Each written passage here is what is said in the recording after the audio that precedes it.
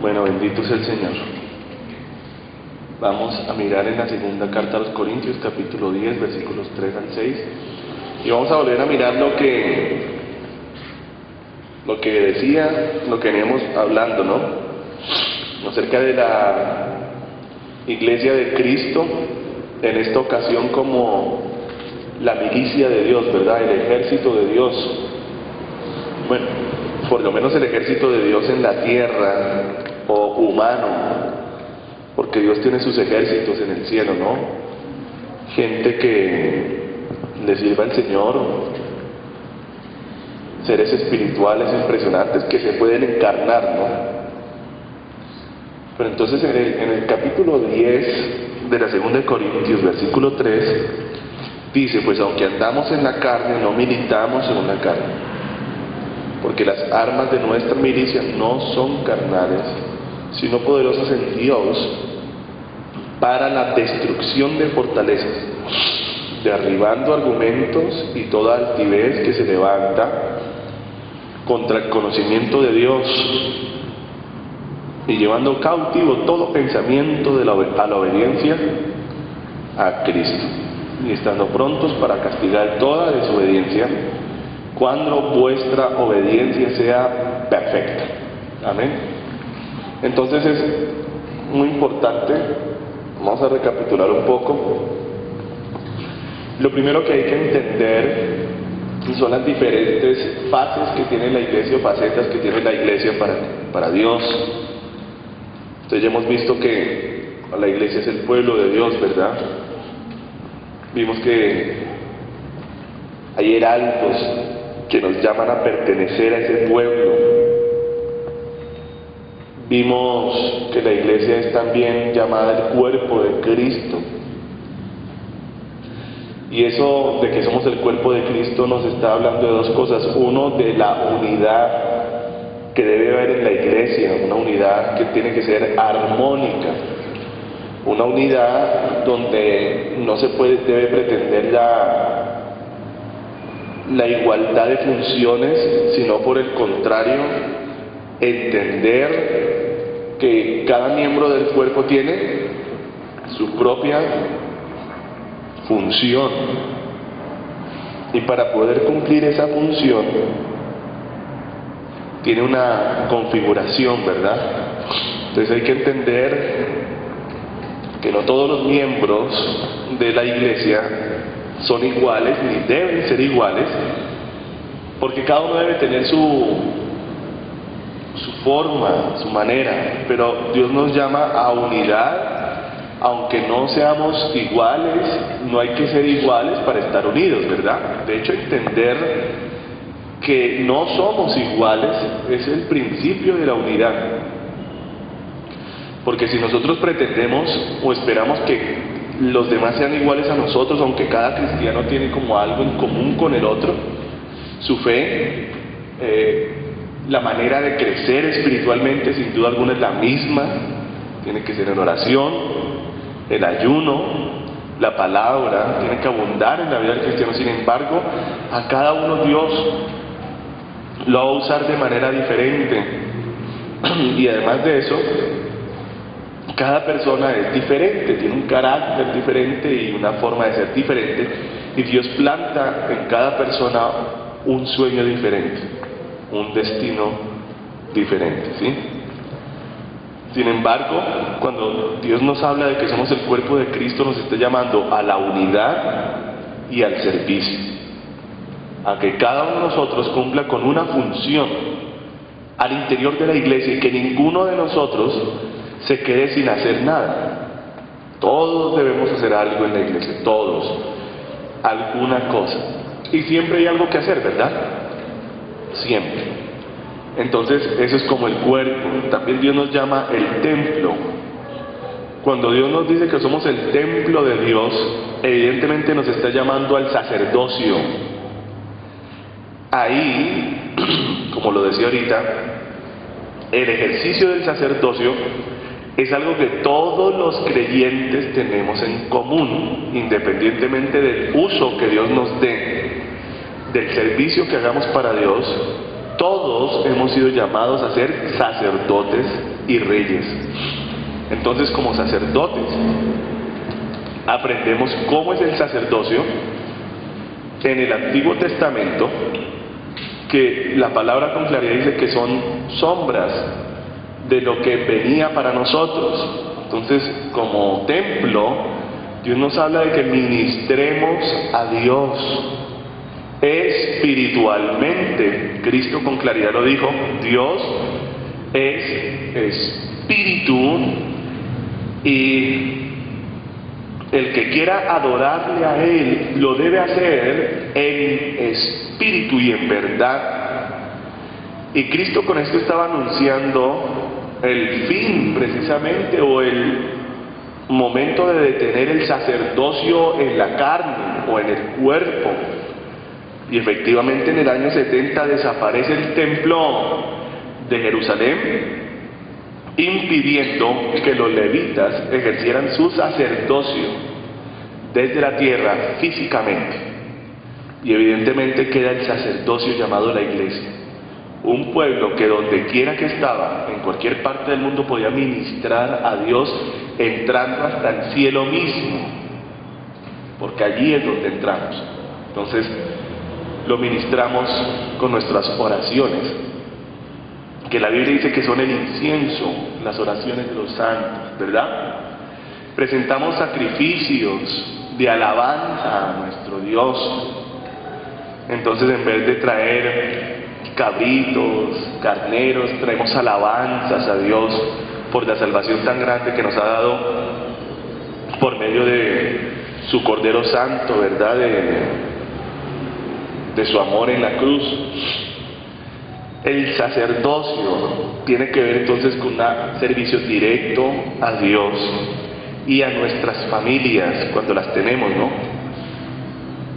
Aquellos que están bajo nuestro cuidado, nosotros debemos darles el alimento espiritual que recibimos cuando ministramos a Dios, porque cuando yo ministro a Dios, Dios también me da sabiduría, revelación, inteligencia, me da palabra, pero revelada, o sea, me enseña. Por eso, un buen sacerdote, como le enseñábamos, ministra a Dios poniendo panes sobre la mesa, o sea, la palabra de Dios se encuentra en todas las fases de un buen sacerdocio. Por eso uno lee palabra y ora, lee palabra y adora, lee palabra y alaba, lee palabra y medita en Dios. O sea, la palabra está involucrada siempre en el servicio sacerdotal íntimo y personal de cada persona, que precisamente, y con todo lo que se ha estado hablando ahorita de esta mujer que pues, habló todo esto, y que pues desafortunadamente o afortunadamente, no sabemos verdad, porque solo Dios sabe la verdad de todo ese asunto, ella confundida traía los preceptos del sacerdocio levítico a la iglesia, lo cual es un error, porque los requisitos del sacerdocio de Leví es para los levitas, o sea, para gente de una línea sanguínea, de una familia, y esos requisitos se tienen que respetar en Israel porque son ley para ellos. Pero en la iglesia del Señor nuestro sacerdocio es espiritual. Lo único que tal vez nosotros hacemos físico es cuando entregamos ofrendas a Dios, o cuando compartimos la cena del Señor, es lo único físico. Pero de resto, el sacerdocio en la iglesia se ve caracterizado por el espíritu. Y si por ejemplo un pastor pierde un brazo de su cuerpo, esto no es un impedimento para que él siga con su ministerio, porque su ministerio sacerdotal es espiritual. Y aunque el carro o el accidente o lo que haya pasado le haya quitado una pierna o las dos, o un brazo o un ojo, su espíritu sigue completo.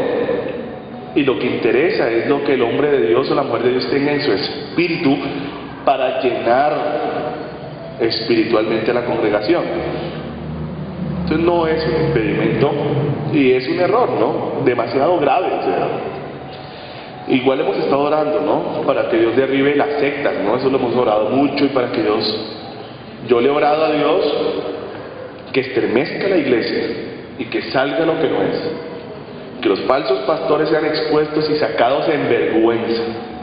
Y el año pasado tuve un sueño donde yo vi que venía un juicio de Dios para los falsos profetas, y el juicio de Dios era que iban a estar siendo capturados por autoridades civiles y llevados a la cárcel, culpados de problemas con las finanzas. Ese fue el sueño que yo tuve, yo se los conté, pero bueno, tal vez no se acuerdan. El punto es que es un error muy grande, porque lo que Dios establece para un ministro del Nuevo Testamento se encuentra en la carta a Timoteo capítulo 3, ¿verdad?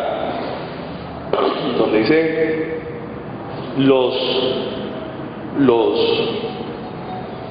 requisitos para ser un obispo o un pastor o una cabeza de ministerio, y los requisitos para ser diácono, que son el cuerpo gobernante de una iglesia. El cuerpo de gobierno de una iglesia se compone de los obispos y de los diáconos.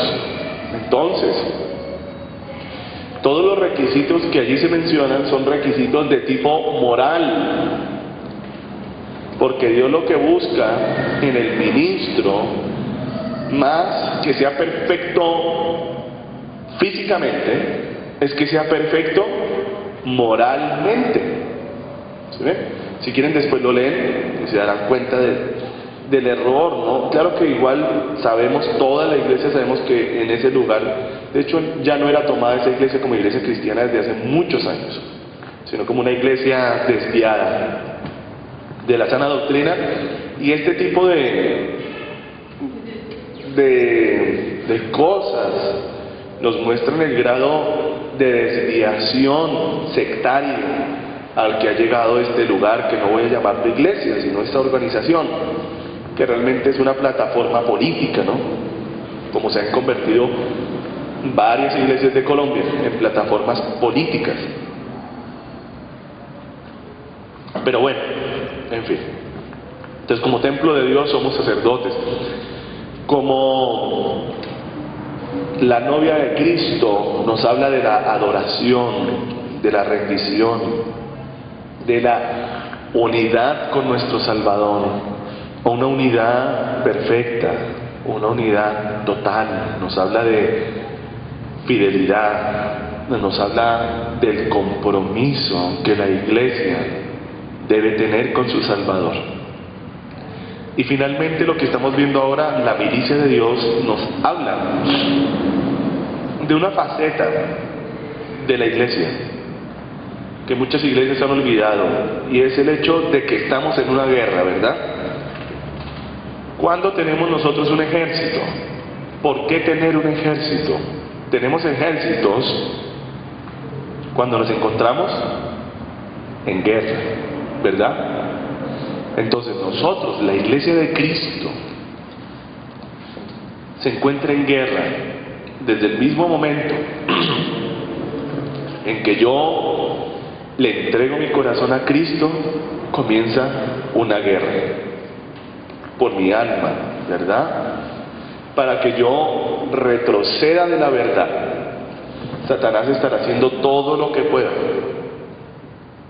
Y no va a decir inclusive, no, va a decir principalmente, va a usar la familia de uno, cuando no es creyente, para que uno retroceda. De hecho, es lo que más va a usar. Por eso Cristo dijo, no piensen que he venido a traer paz a la tierra. He venido a traer espada y no paz. A poner el padre contra el hijo, al hijo contra el padre. Bueno, alguno diría, pero ¿cómo? Sí. Cuando alguien se convierte, los primeros enemigos de su vida son su familia. No pueden comprender ¿Por qué la persona ahora se comporta de esa manera tan extraña? Para el que no tiene a Cristo somos raros. ¿Por qué no pecamos como ellos? ¿Por qué no vivimos bajo su sistema de pensamiento? ¿Por qué no nos movemos en su espíritu? ¿Por qué nos movemos en ese otro espíritu, verdad?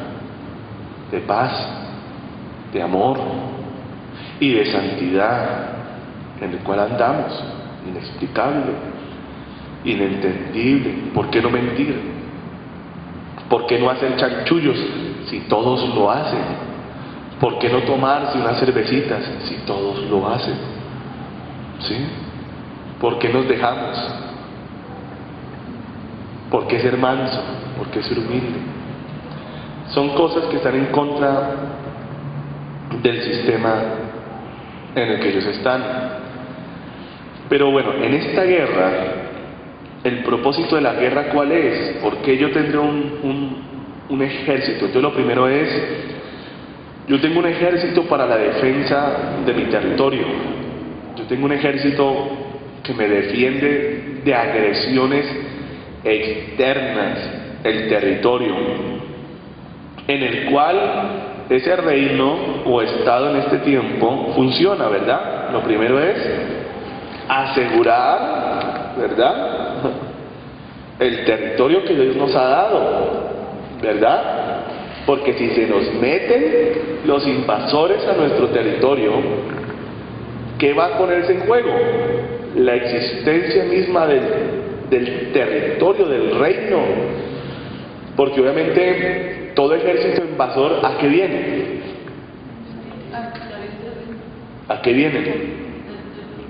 A quitarnos la tierra. ¿Por qué? Porque quieren más dinero, porque quieren más posesiones. Entonces nosotros vivimos en un reino, hablando de manera terrenal, vivimos de lo que sembramos, si tenemos minas, de las minas, así, ¿verdad? Entonces un reino enemigo le da rabia o envidia o es codicioso y quiere entrar a otro reino para poseer sus riquezas y matar a los ocupantes de ese reino, ¿verdad? Entonces, y sacar botín, porque en toda guerra, lo bonito de la guerra, si es que tuviera algo bonito la guerra, o lo que persigue una guerra es el botín. Porque ¿por qué vamos a hacer una guerra?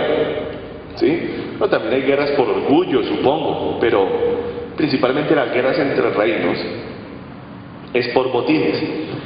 Entonces, en este caso, nosotros tenemos que entender que como ejército de Dios, lo primero que tenemos que defender es lo que Dios nos ha dado. ¿Y qué es lo principal que tengo que defender en mi propia vida? Mi salvación.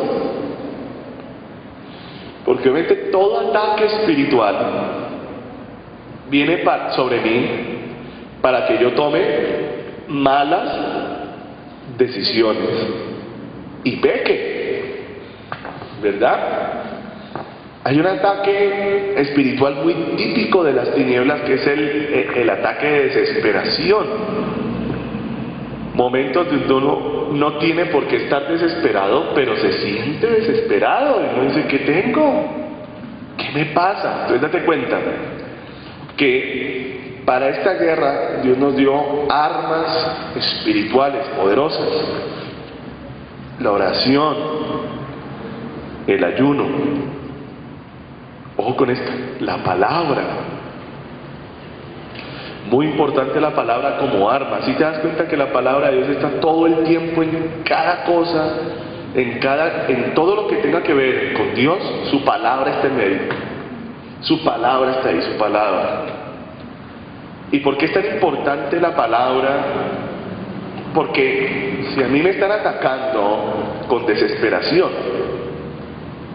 su palabra dice, mi paz yo te dejo y mi paz te doy. Significa que sea lo que sea que está pasando, no proviene del reino de los cielos, no proviene de mi rey, no viene del Espíritu Santo, es un ataque del reino enemigo. Y quieren botín. Algo se trae, algo se trae, algo se trae. Entonces, hay varias dimensiones de guerra. Cuando Dios te llama como creyente, tú comienzas y la primera pelea que tú debes dar es la pelea por tu propia alma. Por eso es que todo creyente está llamado a ser un guerrero en una dimensión u otra. Si Dios me llama a mí, la primera batalla es por mi alma, ¿verdad? Porque yo le entrego mi vida a Cristo, pero Satanás va a levantar cualquier cantidad de circunstancias duras. ¿Para qué? Para que yo desista. Entonces, en el día de hoy les quiero hablar un poco de lo que pasó en Éxodo, para entender el proceso del creyente y la maduración en la guerra. ¿Sí? La maduración en la guerra. Entonces, lo primero es defender el reino, o sea, lo que ya Dios me ha dado, porque tú comienzas ganándote como la libertad de tu vida en una batalla de fe, pero muy seguramente ganarás tu familia, y cuando ganes tu casa como el guerrero más maduro, la responsabilidad de la guerra recae sobre ti. ¿Sí ven? Ahora también debo defender mi casa. Ahora, si además de esto Dios me da hijos espirituales, ahora yo como guerrero del reino de Dios tengo una responsabilidad mayor ahora, y debo defender de las agresiones externas a mis hijos espirituales. ¿Ven? Y para cada cosa hay diferentes armas, para cada círculo de crecimiento hay diferentes armas. Y si Dios me da un ministerio, ahora voy a tener que pelear por mi ministerio, por mi casa, por mi alma y por el fruto de ese ministerio. Ya es un guerrero de alto nivel el que logra llegar a ese punto. Pero todo esto se encuentra en Éxodo, y quiero que lo miremos a partir de Éxodo 3, aunque no vayamos a ir a Éxodo 3 porque será muy largo. Miremos cómo esta sombra profética nos habla de lo que Dios iría a hacer con la vida del creyente del Nuevo Testamento. Entonces, vemos al pueblo de Israel oprimido, bajo yugo, bajo esclavitud, por parte de un personaje llamado Faraón. En este caso, para el creyente, Faraón viene haciendo las veces de Satanás. El ejército es Faraón, los demonios que están con él. Y Egipto sería el mundo, el sistema del mundo que oprime mediante el pecado a las almas. Porque mayor que cualquier imperio de la tierra, sea cual sea que haya existido, es el imperio del pecado. Es el imperio más grande, es el imperio más fuerte que ha habido sobre la humanidad. Y todo hombre, en todo imperio, ha estado sometido a ese imperio, que es un imperio que está sobre los demás imperios. Porque peca el rey como peca el esclavo. Y los dos están sometidos por cadenas pesadas a sus pecados, y su emperador cuando usted peca es Satanás. Entonces él lo tiene apresado. Dios dice, pero este es mi pueblo escogido. Entonces cuando Dios pone sus ojos en alguna persona, envía a su profeta. Es la guerra de Dios. Envía un profeta, un anunciador, un heraldo, que proclama libertad, ¿verdad? En el caso de Éxodo, vemos que el heraldo de Dios en una guerra espiritual va a su pueblo primeramente para decirles que el Dios de Israel se ha parecido a él y que él ha sido escogido por Dios para traer libertad a ellos. Que por favor aguanten porque se viene una confrontación, no armada, pero una confrontación espiritual por la libertad de los que están en Egipto. ¿Sí? Entonces Moisés ahí simboliza al evangelista. Moisés ahí simboliza todo creyente del Nuevo Testamento que, siguiendo la directriz de Cristo, toma el evangelio de Cristo, espera que Dios le dé el Espíritu Santo, y bajo esa potencia y siendo enviado a un lugar, a un grupo de gente, a personas, él va con las armas espirituales y predicando el evangelio lanza el arma de Dios para libertar a los que están cautivos. Moisés se va directo al faraón después y le dice: deja salir a mi pueblo, y se arma una confrontación. Entonces eso nos habla de la primera fase del creyente. Cuando Israel creyó al anuncio de Dios que Dios dio a través de Moisés,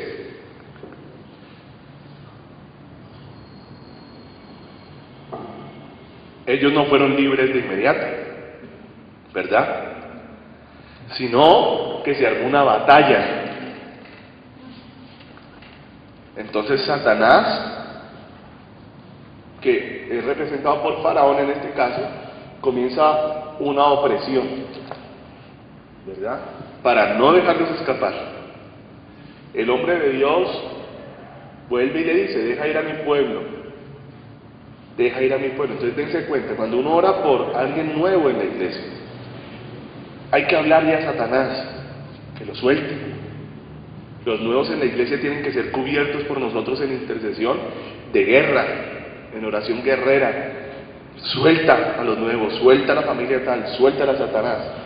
¿Por qué? Porque él comienza a oprimir. Les quita el dinero para que no puedan venir a la iglesia. ¿Sí? Porque lo primero que dijo Satanás fue: Faraón dijo, ustedes están ociosos, ustedes lo que se están es muy vagos, y por eso andan pensando en ir disque a adorar a Dios. No, les voy a duplicar el trabajo. Entonces él hace una serie de maniobras para no permitir que aquel que ya recibió la palabra, que aquel que dijo yo creo en Dios, yo creo que Él me salva, yo creo que Él es mi libertador, para no permitir que Él persevere en esa batalla que va a haber por su alma. ¿Sí? Entonces el creyente pasa por una primera etapa. Él está en medio de eso, ¿no? En vez de irle mejor, ahora le va peor. Al principio, uy, se le viene todo el mundo encima, de todo le pasa, él no haya qué hacer, y si no tiene fuerza en su corazón, Satanás le gana la partida y le dice: quédate aquí conmigo, cálmate, si ves, tanta cosa, no vayas a la iglesia, te iba mejor sin ir a la iglesia. Entonces el cobarde se queda en el mundo, en su pecado, y se deja doblegar por Satanás.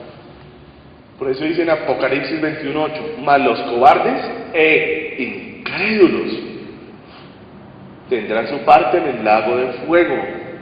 ¿Por qué? Porque no fueron capaces de creer a Dios, de que Dios pelearía por él, y de que así en un primer instante el diablo lo oprimiera, ¿verdad? Él iba a salir en victoria porque Dios estaba peleando por él, ¿verdad? Entonces, de repente, así como Satanás aumenta la opresión, Dios aumenta su mano y su poder contra los demonios, hasta que los doblega. Por fin se da la Pascua, y es un símbolo. ¿Cómo salimos de Egipto? Salimos de Egipto por la sangre del Cordero.